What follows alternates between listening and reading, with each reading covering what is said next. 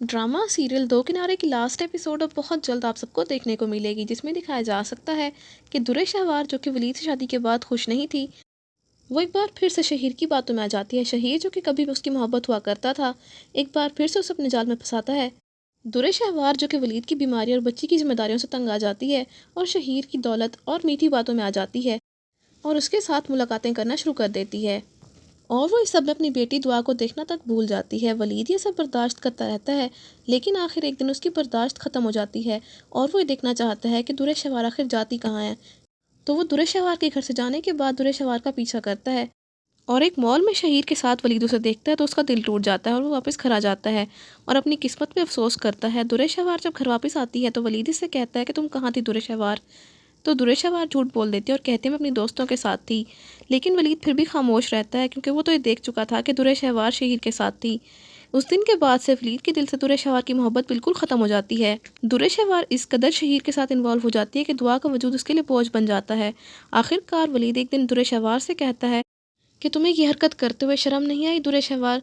तुम एक शादीशुदा औरत होने के बावजूद भी एक आदमी के साथ तुमने ताल्लुक बनाए रखे, आखिर क्या कमी रह गई थी मेरी मोहब्बत में, मैं तुम्हें क्या कुछ नहीं दिया दुरे शहवार।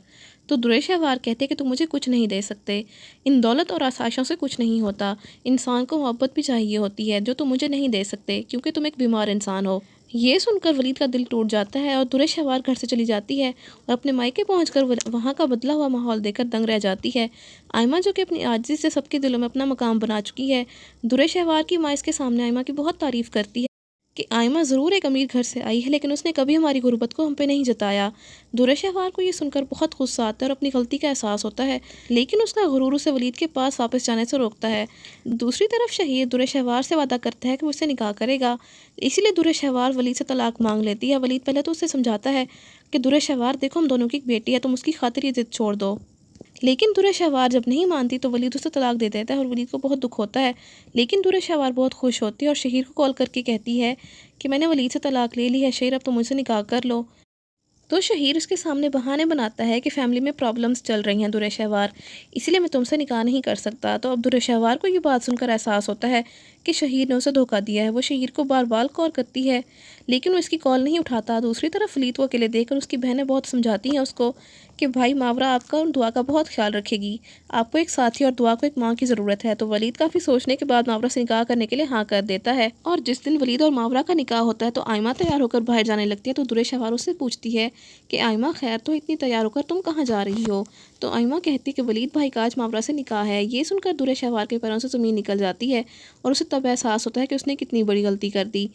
वलीद और मावरा शादी के बाद एक नई ज़िंदगी की शुरुआत करते हैं और दुआ को भी एक माँ मिल जाती है जो इस पर जान देती है।